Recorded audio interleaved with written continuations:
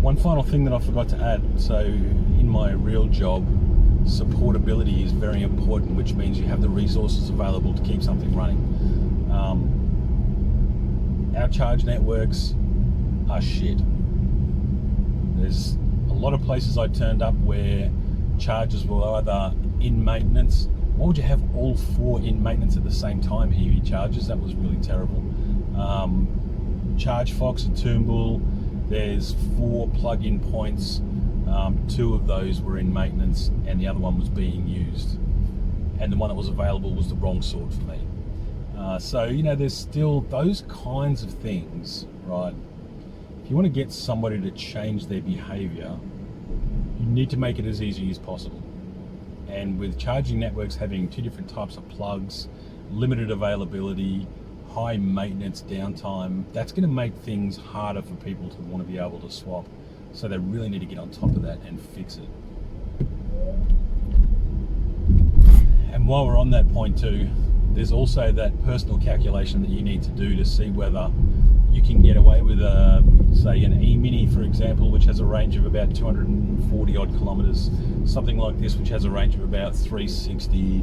The Kona EV has a range of, I think I got 450 Ks out of that one. To be able to pick which one of these products is the best one for you, you've got to be very numbers focused and logically minded. Someone like, you know, I do life cycle costing and stuff as a job, so for me it kind of comes naturally. And my colleague who's got a Model 3 and a Mini E for his wife, he's that same kind of mentality, and he's got figures up the wazoo. I mean, they're the ones that I use for some of that life cycle cost analysis. If you don't have that frame of mind, then all of those analysis things, like figuring out how far you drive each day and whether or not you need this size battery or that size battery, those kinds of calculations are going to be, you know, another speed bump for the EV. I don't know if you call it revolution, whatever. The increase in EVs is going to be hampered by the fact that you need to be an analyst to determine whether or not it's going to suit your needs or not.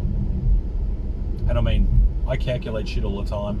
I try to plan where I'm going to be, where I'm going to go, so that I never get caught short. And I did get caught short. I had to turn around one day because EV chargers had 4 chargers in maintenance all at once. I had nowhere to charge. I'm a bit of an outlier because I drive 120 Ks each way. Most people don't do that. But again, all of these things all come together to make that transition to EVs more difficult. If they don't sort that shit out, I'm not going to say it's never going to happen, but it's going to take longer than it should.